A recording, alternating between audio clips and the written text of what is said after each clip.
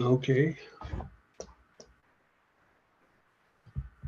let me click on this button and we are set, right? We are going.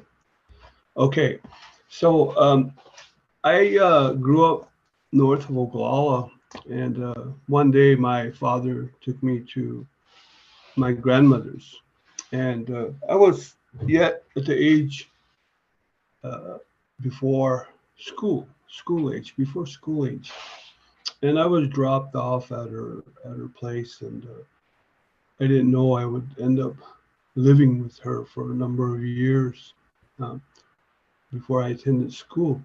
So this had a huge impact on what I learned or how I learned and what was required as a young man. And my grandmother was very knowledgeable of, of the Lakota way as well as uh, um, as the Cheyenne way. She was fluent in both languages. We call the Shaila language, which is the Cheyenne language, and she was fluent in Lakota as well. But and so growing up as a young boy, I heard all the stories that teach us how to view the world. And during the summer months, we would walk along the river, and she would gather, um, at the time, medicines that she would use. Um, and then I realized she was a medicine woman, because later on, one particular summer, I remember uh, people from Montana coming and camping near her home, and she would treat people in a tent. She would give them medicine. But I learned later that she was a healer, and she would gather roots, uh, plants, and she would dry them. She would gather berries and she would dry them. And with buckskin, she brain tanned hides. She would make moccasins under the trees in the shade. She would stretch out the hide and um, put it in the ground and stretch it out, and she would do the brain tanning. And I would notice how soft the leather was. And she would make moccasins, and she would give them to some of her grandchildren who were um, graduating high school at the time. And she would do these things, and I would follow her. She was really walked really fast. She had a fast pace when she walked along the river or through the trails. And she would always tell me to stay behind her, walk behind her, because if snakes were out, she would say, that they would hear her first, and so they would give us a warning that they're around. So she always had me, for my safety, walk behind her. But I remember running to keep up with her as she walked. And so I learned that she was a medicine woman and she treated people. She had such a kind heart. And you hear of the little things she taught us, like um, when you have people come to see you, she would say, if all you have is a glass of water, give your visitor a glass of water. So she lived in that mindset. She lived in that perspective, always there for others. So I grew up there. Then when I went to school, I went to boarding school. When I started school age, I was sent to boarding school, and And so I would miss her. And she would tell me, that she would come to see me, and she would in the dreams, because she taught me about dreams, right? She would say, "Oh, you would dream," and so around breakfast we would talk about our dreams, and so we didn't have electricity or we didn't have television, so she would ask, how did you dream? So we would sit around breakfast and talk about our dreams to each other. And later I would learn, we were a dream society. The Lakota people had dream societies, so people would come together and speak of their dreams, you know. And I later in life I learned this total nature immersion, almost requires that a person speak of their dreams because it's natural. It comes from nature. And when you're out in nature and you spend the day in the woods or on the mountains, in the valleys, wherever there's nature, you are going to dream at night because that's what nature does for you. And I had to think about that a little while before I understood how that worked. And there was many things that created who we were as a people. We were described as the dream nation. We dreamed a lot. We were described as the buffalo nation because we followed the buffalo. We were sometimes called the horse nation because we knew of the horse. And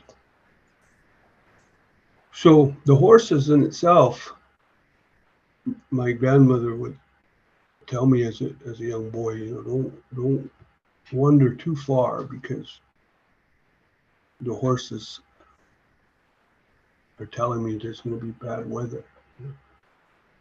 And so later on, I would learn that the horse, the scent, because they have such a long nose, that they can smell a day ahead of weather, when weather is coming. So I became sort of like a horse whisperer because I would study the horse and understand its behavior and how it would act when it was thirsty, or when it needed water, or when it needed rest.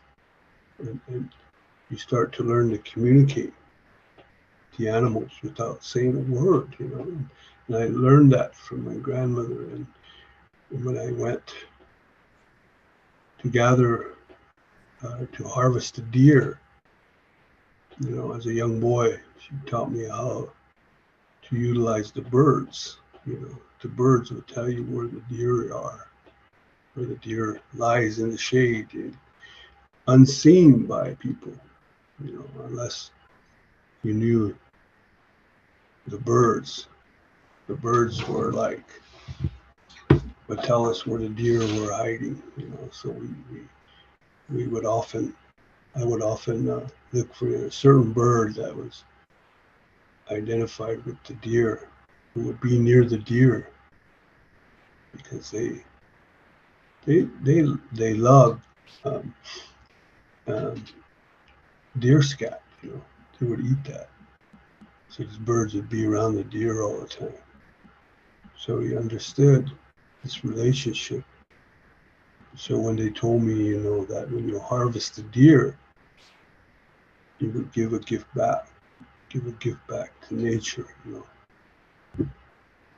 And so when I was young and would harvest a deer, I would give a gift back. I would put it in the ground by a tree, by the roots, and say thank you, But that was all part of that process, that natural process, that consistent process that's out in nature, just like the world forever turning, the seasons forever changing.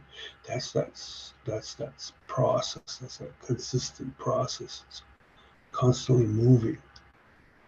And later in life, I learned about what that meant how to, what, even our Lakota language uh, comes from nature.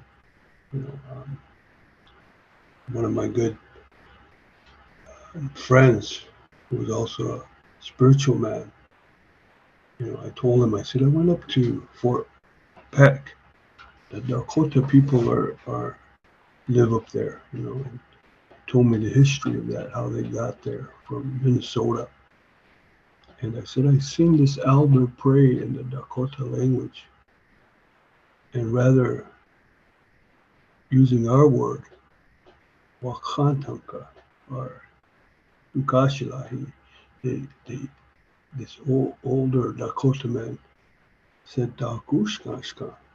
And so, and then when I heard that, it was different. So I had to understand that the natural process, how the world keeps turning, and how seasons change. You know, so that became another view for me to look at, something else. And so when we looked at the medicine wheel and how it fit in, because a lot of these elders were talking about that. And my role as a young man was to sit and listen. And I listened to them. And they talk about the medicine wheel, the medicine wheel, the physical, emotional, spiritual, uh, and social beings in our life. That quadrant, 4 parts to the medicine wheel, you know, came from nature. It 100% immersed in nature. The social, emotional, mental, and spiritual. Now those 4 are deeply embedded in how we learn. As social beings, we knew our societies, we knew our relatives, we knew um, even beyond relationships with people, we were also related to the animals. We were also related to the birds, everything that came from our region, the wolf, the eagle, the deer. All of these were a part of that social structure because we learned from them. They became our teachers. So that's 100% immersed in nature. You're immersed. And so my grandmother would say, we got our language from the birds. We learned how to speak our Lakota language from the birds. And later in life, my mother also reiterated that we learned our language from the birds. And so she said, if you really listen to the birds, they will speak to you in Lakota, you know. So I'd sit there as a young boy and listen to them. And so as far as the emotional aspect, we learned the emotional side of this quadrant, what impacted on, we had to have a strong mind.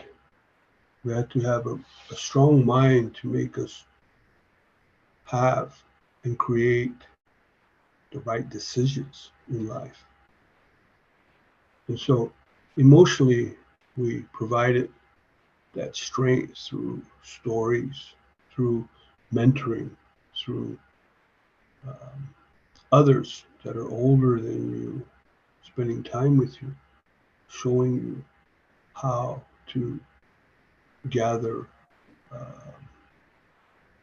flint, stone, whatever you needed to use to create tools that you needed in nature.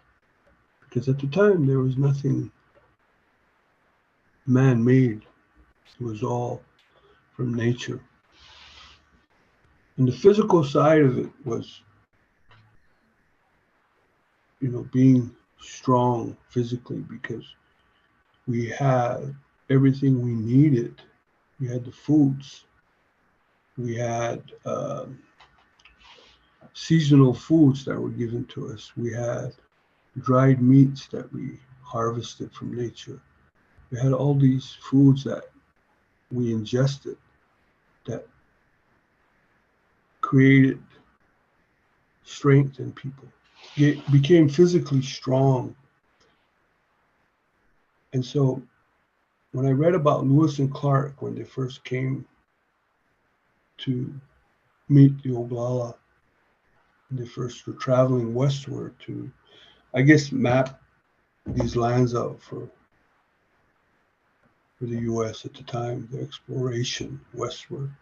When they first came across the Oglala, in their writings, they said there was no young man below 6'6".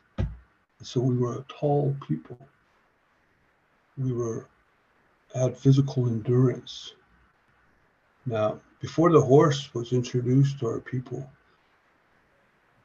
a lot of the messages that were given to other camps was taken by young men who would run. They would run for days with the nourishment they needed, the dried meats, the dried berries, pounded together to give them, high carbs, a lot of protein, and some say that's where a lot of the Nutri-Grain bars come from, because they learned that what we had was impactful to build endurance to help us. So when I spent some time in Montana and South Dakota, North Dakota, and different places in this region, but I could see how there's so much vastness in this lands out here that for a young man to run, maybe 5-6 days on end to get a message to another tribe, to another nation, to another Lakota band, and bring their response back for a gathering of some sort or a ceremony of some sort. But to run continuously, they were strong physically. Now, some say that we were free of any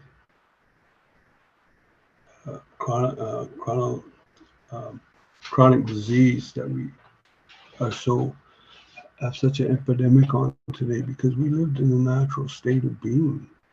We breathed the fresh air, we drank the water from the rivers. Everything was natural. So when you live in a natural state of being, you're going to become stronger physically, mentally, emotionally, all of these things. So we understood this. This became our medicine wheel. The spiritual side of it, when you're operating at a mindset where you're physically strong, emotionally strong, spiritually strong, your mindset is going to take on the notion of spirituality. You become a spiritual being. So one of the things that I really enjoyed was Aristotle. He was one of the philosophers at the time. He said philosophy is one of the highest forms of being. So I began to read about this man, and he had this Plato's cavern where this man was imprisoned in a cave. He was shackled to the wall of this cave, so he couldn't go anywhere. He had to stay in that cave. He was shackled. His arms were shackled to the cave walls. And in the cave, he had a fire in the middle of the cave, to keep him warm, and the guards there would come and put wood on the fire so it burned continuously. So what he noticed, because he lived in that cavern, that the fire would cast shadows on the walls of this cave. Then in these shadows that were casted on the walls begin to tell him what kind of day he was going to have, what kind of day it was going to be. And begin to tell him stories of what the weather was like outside. So he began to communicate, because he was the only man in that cave, and with the guard frequent guards coming to check on him. I mean, he would understand the shadows that were cast on the wall. And so he began to communicate from that level of being. And so later I would learn that as a spiritual being, when you live in that place in nature, you begin to understand and you begin to communicate in a way that becomes effective for you. You become a spiritual being.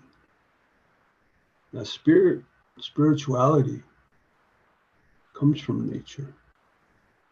It's part of that 100% immersed in nature. Because you ingested all the foods that came from nature, you drank from the streams that came from nature. They were all drinkable at the time. You could actually live in nature and not go hungry because everything was so abundant. Everything made you strong. And you begin to understand yourself as a human being, where you fit into this web of life, this Changaleshka Wakana, this sacred circle. You begin to understand where you fit in there. And so you, because you understood there was nowhere to really go but to a place of a higher learning, spirituality. You begin to understand the cosmos. You begin to understand stars and what they meant. You begin to understand the stars would actually help guide us where to go, help where north, east, west, and south lay. And those be the four directions: the social, emotional, physical, and spiritual. At one time were brothers of the four directions, they called them. And so each one of them had a teaching. Each direction had a teaching that taught us how to be in the world. So, and I got all this from my grandparents. From I also had a grandpa who was a very old man who was in the convalescent home in Custer, and I got to see him. I think he was probably in his 90s. My dad took me there when I was a young boy to meet him. His name was Alfred, 10 Fingers. But he also told of that time of the Brothers of the Four Direction. He also told of Stone Boys, the very first human being on this planet, who, like Lewis and Clark, mapped the world out for the humanity to come here, for humanity. So he mapped out the oceans, the rivers, the water, the mountains, everything that's on this planet. And he gave us the four directions, mapped it out. And these four directions became brothers. They came from the stars, so all of this was so fascinating for me to learn of at the time, as a young boy, that it created, a desire to learn more about nature, how nature works, how it can become the mothership for all life. So then I began to understand what was happening to the earth in the last maybe 20 years, what was taking place. And when the planet becomes stressed, and wars break out, people get stressed, wars break out, and then you begin to see how everything's being played out over and over again. It's like we never really learned our lesson. And still, this was what I learned. I mean, I learned, and so it wasn't just Western education that I came across, but it was more. I mean, I went and studied health. I went and studied health and wellness. I went and studied clinical psychology. I studied all of these things to make sense of the world. So it wasn't really an interest in education. It was more of an interest in finding answers for myself, because I had to see what happened, what was happening, what over the years, what transpired for us and what transpired for non-native people, what transpired for the world. And so these are some of the things that I searched for to find the answers. And so this is what the journey took me to many places in my life. I spent time in Mexico, Chiapas. I spent time in Canada. I spent time in different places. I spent time in the South Pacific, Japan, Australia, different places that I've been finding answers. And so I traveled the world and became accustomed to meeting other people from different places and sharing. And then I realized communication was key.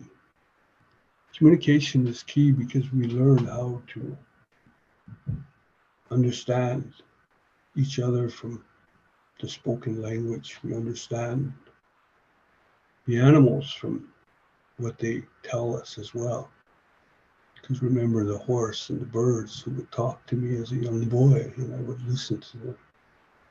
It was all communication.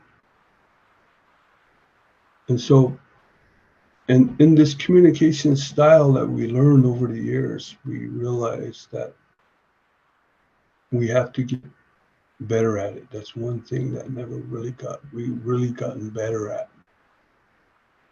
We learned different way of being in the world.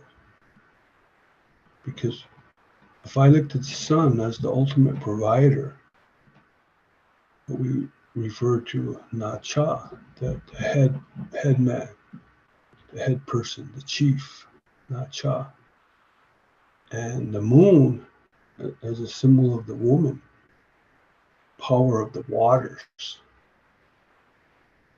And my grandpa Alfred was telling me, they would call the woman that lived under the waters as the witch, who would give Stone Boy tasks to do. If he completed these tasks, he'll get these rewards. He would never be able to find food, and he'd be able to fight the Thunder Beings, who at the time were, I guess, huge monsters. They actually walked this earth when there was no light, there was no sun. The Stone Boy came across them, and they would often try to kill him. But they say the Thunder Beings were so scary that they would be able to take a person's life by just seeing them for the first time. So Stone Boy would often, the witch that lived under the waters would give him tasks to do to help him fight the enemy, which was the Thunder Beings. And so there was three of them, three brothers that were thunder. They were huge giants, always trying to destroy Stone Boy. So he would complete these tasks, and each time he completed the task for the witch that lived under the water, she would give him powers to walk this earth so that he can make it safe for the rest of the human families that were going to come here. So he would, with these new rewards that were given him, better abilities to fight the Thunder Beings and to eventually destroy them, with the exception of one, which is the thunder and the lightning we see to this day. It's the only one that survived. So So I heard all these stories growing up, and I realized all of these stories came from nature, nature-based. I call it nature-based education. And so the things that I learned about, gathering fish or gathering berries, and, you know, um, growing up, me and my brother used to just sleep along the river and fish all night. Sometimes we made fires and cooked our breakfasts. We just lived out there. We just did things in nature because that's what we knew, you know.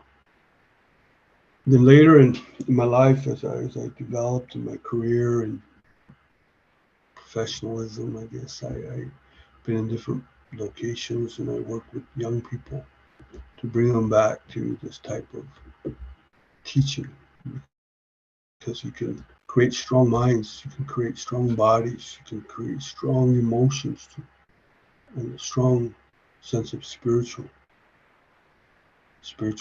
in a person when you introduce them to nature. So we did everything from, you know, flint mapping, from bowstring, starting fires, for to cook on, all of these things. And I realized young people were so attracted to that type of teaching, and always communicating with them, always qualifying why. You know, you started a fire with a bowstring, and tell me why you need this fire. Tell me these things, because then when they start to communicate with you, and then you have them. You got them. You got these young people. When you start to talk to them, having to qualify why they think the way they do, why they feel the way they do, and it creates stronger minds in young people. You know, stronger minds creates better decision makers, better responsibilities. All of these things that are important at this time in the world, what's happening in the world right now. We need to be able to bring this type of interaction back, where things had meaning with the spoken word, and where it came from. It came from nature, So all of these things have created who we are as a people. And so, I mean, I can go on forever because I learned all the stories over the years, and now that I work with younger people, um, and I'm not no young person anymore. I'm getting older, and so it's just part of the giving back. It's part of the servitude, being in service to others, and so that's how I live. And right now I'm on the Rosebud. I'm originally from Pine Ridge, South Dakota, but my families are over in Pine Ridge. My brothers and sisters, and where my parents were from Oklahoma. But anyway, I'm being aware of the time, and I think we have till 1:15, and so I will give a stop there and turn it back over to Anne. Yeah. Wow. There's a lot you shared. If you have questions for Tony, feel free to put them in the chat, or if you're feeling particularly bold, please unmute. We are still live streaming to YouTube, just so that you know. And so I guess while we're waiting for any questions to come in, I just wanted to ask if, so you're talking about how nature is a very cultural practice. The language and the history and the teachings. And, in Western culture, we do not have that same connection. I feel honestly to our detriment. And I think this strong connection with nature is one of the reasons people are so attracted to the indigenous way of life, because they feel there's something there. Um, how do you see? I mean, for someone who's a Western, and I can't, you can't really tell by names who's native and who's not. I suspect that most of us are not. Maybe some of Bree's students from OLC are here, and some other folks might be joining us. But if for a Western person, is this a universal kind of truth that all of us can enjoy without having to appropriate the culture and the stories and the language? Is there a way into this way of life for us? Yeah, nature-based education is for everyone, because we are at a point where we have to take on a new challenge, new challenges. We can't be living in wars. We can't be living in pandemics. This way of life that has been created from a distance, from being distant from nature. I mean, one of the things that I realized was the loss of deforestation of all the trees in the world because of our need to use paper products, because all of these things and building homes, all of these, the impact we're having on the forests played a role in the pandemic, because I mean the trees gives us oxygen. It cleans the air for us. Now with the trees, they're not there fulfilling their original teaching of purifying the air for us. We're breathing in all that virus, that the trees would have taken care of for us. And so we lost so many trees over the last 20 years in South America. We lost so many trees here in South Dakota. We got the pine needle, the Black Hills killing our trees. You got the cold winters and the wood vendors cutting trees down. We're becoming that scorched earth policy that America had in the early years, destroying all nature, destroying life, has created this world we live in. So we have to try a new perspective. We have to decide whether the earth is our mother, as the ultimate provider for all people. We have to decide that, because we're at that place now, and it seems full of doom, but it doesn't have to be that way. So that's kind of where we're at now. And we have to make and create better decision makers than our young people. A lot of them are smart. They really want, they're planting trees. They're making gardens. They're creating art from nature, doing all of these things rather than destroying nature, but doing things to help the earth. And so that becomes a spiritual quest, because everything that was man-made seems to have a detrimental effect. So we need to slow that down some and take a new perspective. I hope that answers your question some. Yeah, I think I'm hearing that this connection to nature is a universal thing, and that if our entry point isn't Lakota culture or language, we need to still find, it can be art, it can be gardening, it can be, some other way for us to connect it, because even though we're not Lakota, we're still humans, and the earth gives to us and we should give back. There's a question that came in from Tristan. Is fascinated with pronghorn, and I would agree. They're amazing creatures. What is the Lakota's historic relationship with the pronghorn antelope and other big game? The pronghorn antelope, of course, we know is the fastest animal in America.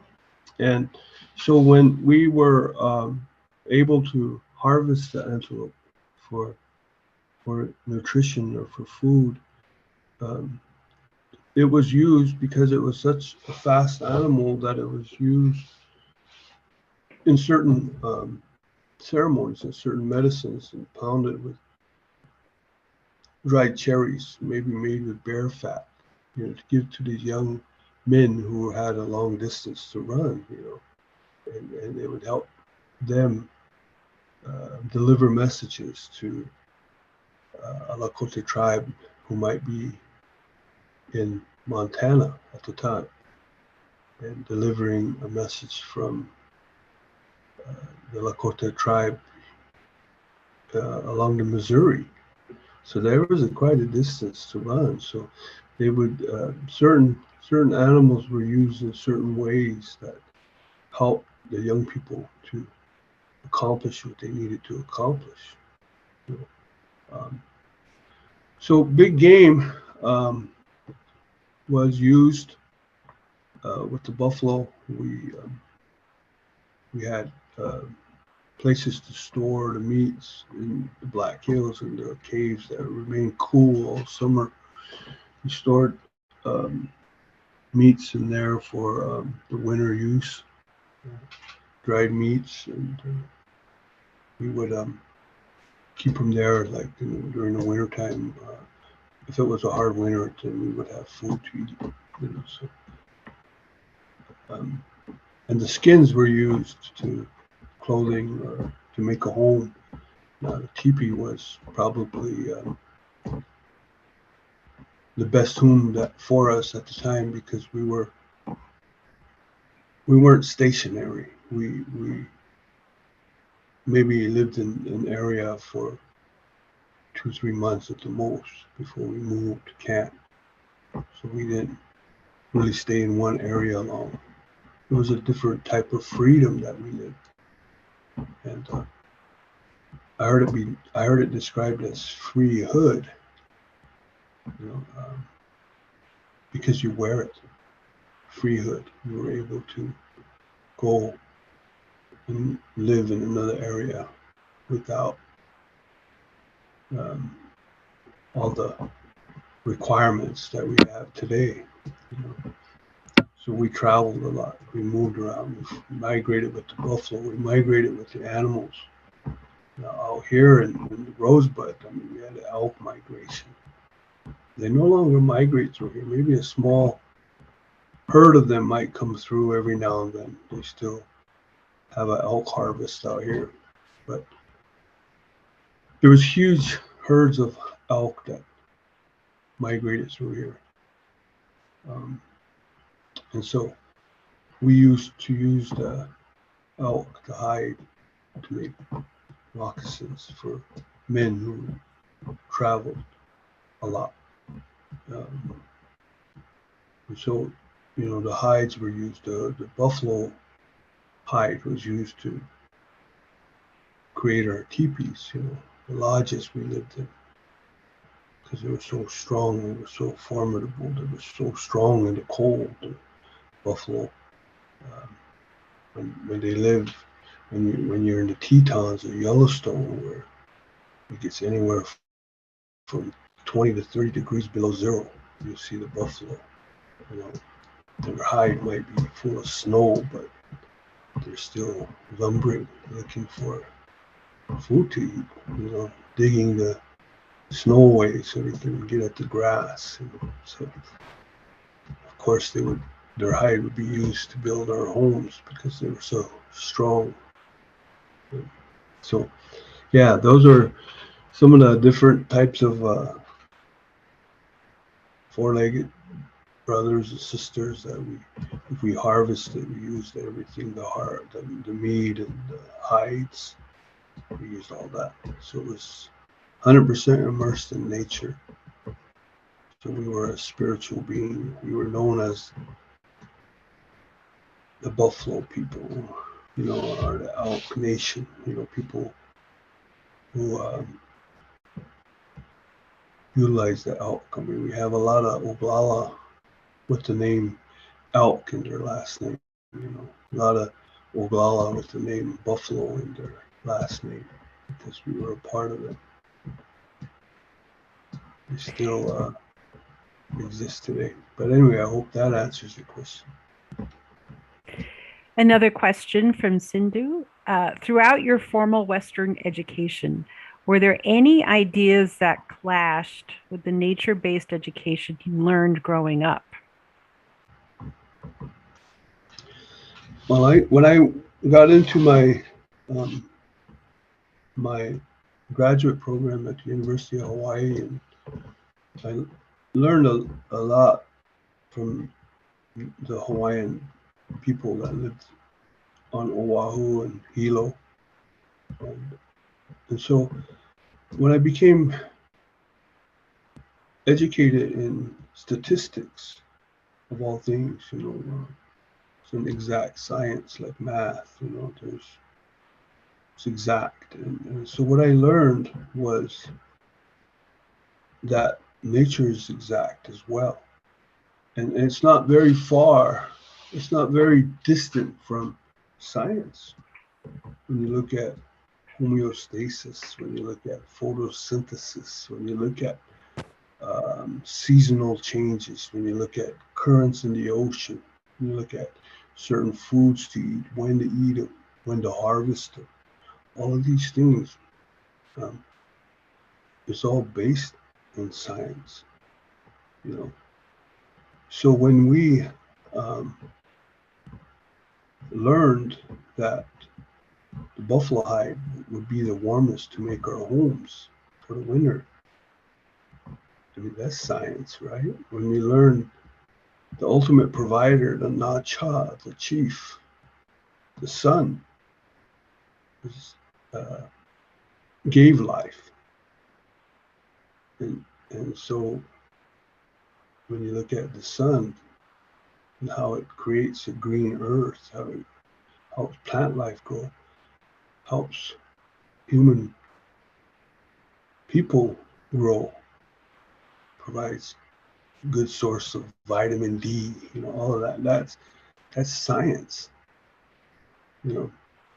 So we just didn't at the time understand it as science, but we lived within that world, so we knew it, we understood it. The thunder beings are so scary. They were giants. They look down on the earth. Their eyes, their vision becomes lightning, strikes the earth. That also there's some science in that as well. So I mean, everything that we learned about the mountains, about the rivers were like the blood vein of this earth, Mother Earth. And when these rivers get poisoned, she's going to get sick. It's like when we get bad blood in our bodies, we're going to get sick. Because it feeds all our organs, it feeds our brain, it feeds the way we think. Now, if you lived in nature, you breathe fresh air, it's going to get into your bloodstream too. It's going to get into your blood. It's going to get up to your brain. It's going to get to your brain, to your frontal lobes. It's going to help you think clearly. It's going to help you focus on what you need to focus on. It's going to create responsible people when you breathe fresh air. And then you understand why some of the bigger cities where there's no fresh air for people to breathe because there's so much carbon monoxide in the air because there's so much traffic. And then you begin to understand how a lot of people aren't getting that fresh air they need.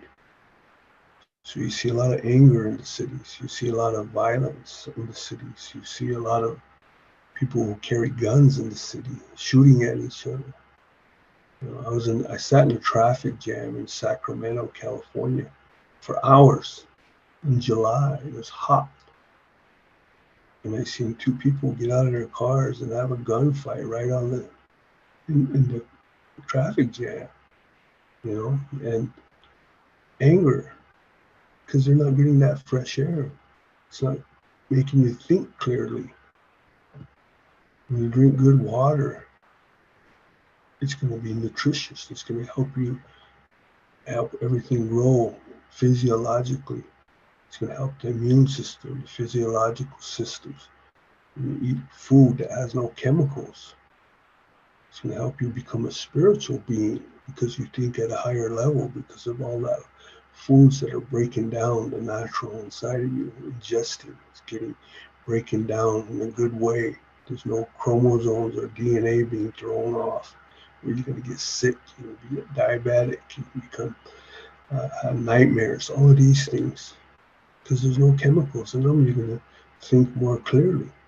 That's why our people live to be 100 years old very easily, very clearly. They were spiritual beings. So it's been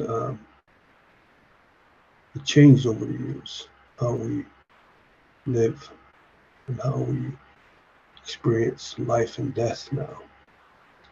But I hope that answers your question, son.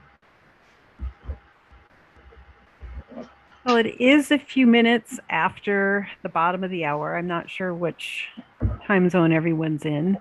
So if you want or need to peel off, feel free. Larissa asked a question. If you have a few more moments, Tony. Okay. How would you explain this history to younger children? And so I'm not sure what you mean by this history. Are you talking about the history of colonization and settlement, or Larissa, or are you talking about the sort of the connection to nature?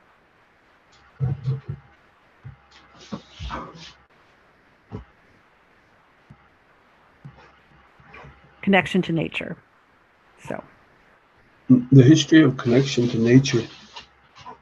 I think when we speak of these of the history, we talk about the stories of Stone Boy, or the stories of the Brothers of the Four Directions, or the stories of they were given a sister with Chompy, which is a star.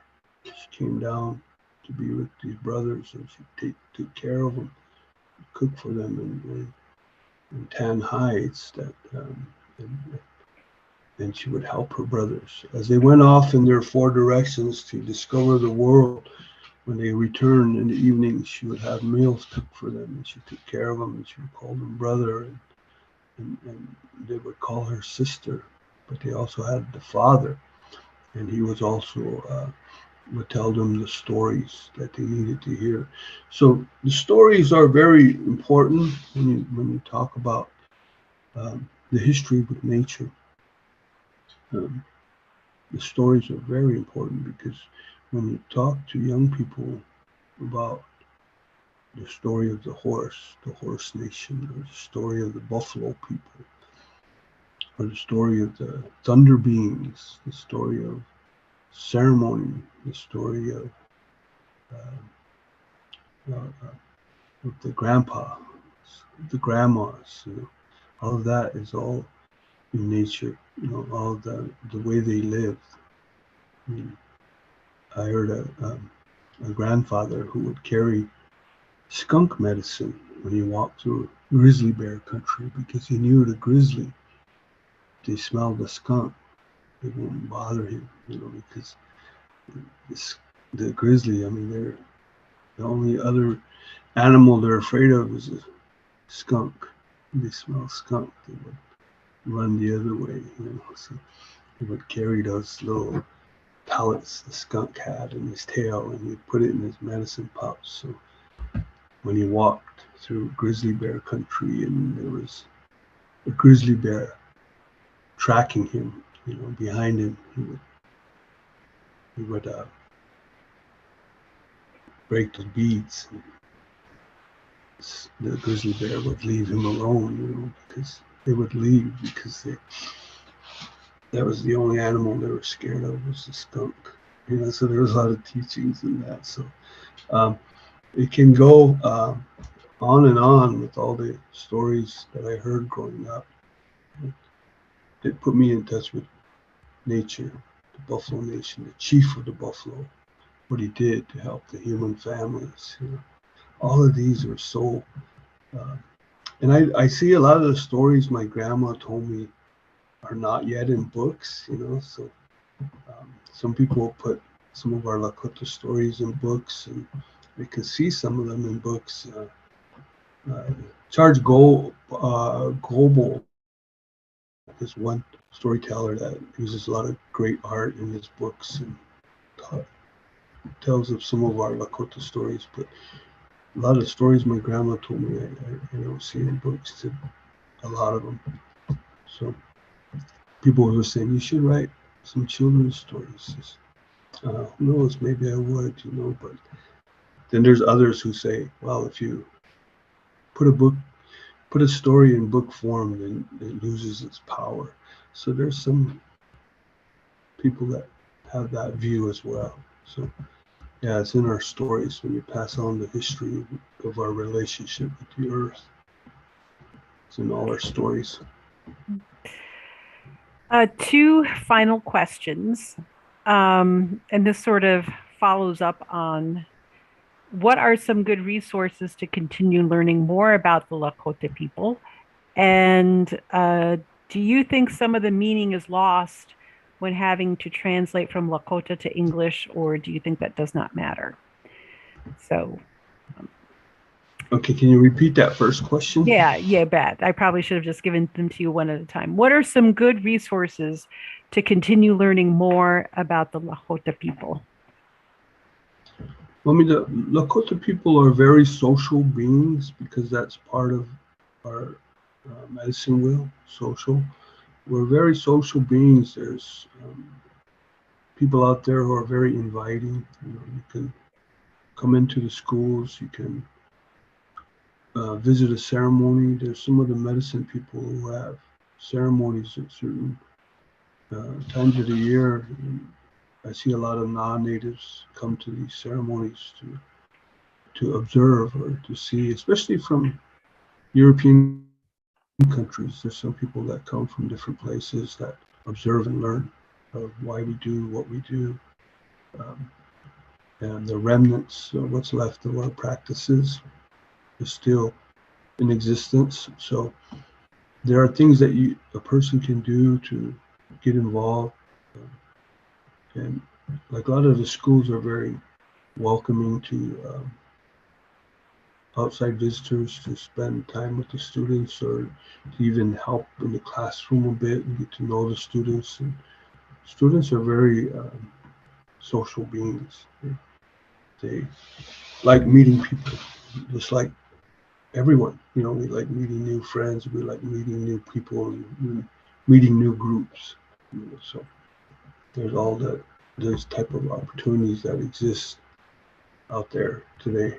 Mm-hmm. Yeah, Jen, I actually got a list from another, I consider her an elder, Lydia Whirlwind Soldier, I think her name is. And she put out a list of authors, native and non-native, that she feels really represents the culture well. And so I will put them in the chat, and then I'll also post them to the Facebook group, the Facebook event. And so the final question is, do you think some of the meaning is lost when having to translate from Lakota to English, or do you think that does not matter? I mean, I think a lot of it does get lost because, I mean, like, for example, Mitakuye Oyase, today, I mean, people seem to utilize that as we are all one. We are all one people, and which makes sense, you know. But like when you say it in the way our elder said it, Mitakuye is like all living beings on this planet. They all fall under that umbrella, Mitakuye. Oyase is like having an extreme desire to learn. So if you have this extreme desire to learn about all living things on this planet, so that's kind of like your mission statement in life. You grow in that way. You grow wanting to learn about all living things on this planet. You learn if they have medicinal powers. You learn if they have a language of their own. You learn how they communicate with each other. You know, the trees, we learn communicate with each other through their roots. You know, they talk to each other just like we humans do. We talk to each other, but the trees will talk to each other under the ground, and they had a network. So they would talk to us and they'd say, "Oh, there comes so and so again." You know, that's that young human that likes to laugh or that likes to smile. You know, so they know us like we know them. You know, like we should know them. You know, so we have this way of seeing the world that's has changed. Like Hokshila. I mean, Hokshila is boy. You know, people refer to Hokshila as boy, but the way our ancestors used it was at a time when the voice changes. So when that voice changes, then they become a man. So it's kind of like a cutoff point. You know, the way they use that word Hokshila. You know, so it's just interesting, you know, how things has changed over the years, but still we are here, you know. We survived. Yes, we are here. But anyways, I hope that answers your question. Yes, I think it did. Lakota is a beautiful language, and I'm picking up little bits of it. So, Wopila, is that how you say it? Yes. Yes. Thank you for your time and the gift of your wisdom and sharing your experience. And I will post the link to this YouTube video in the Facebook event, the South Dakota Discovery Center Facebook event. If you have another question for Tony, I'll be checking the discussion there and I can pass something along. And if he has the time, I know he's headed out for a well-deserved vacation here in a few days. So we'll see what we can do about the follow-up. But anyway, thank you everyone for coming, for giving us the gift of your time of an hour and learning. And yeah, I'm going to be thinking a lot about what you said. There was some pretty chewy bread here. So, okay. All right. Thank you. Good night, everybody. Thank you, Tony and Ann. Oh, you're welcome.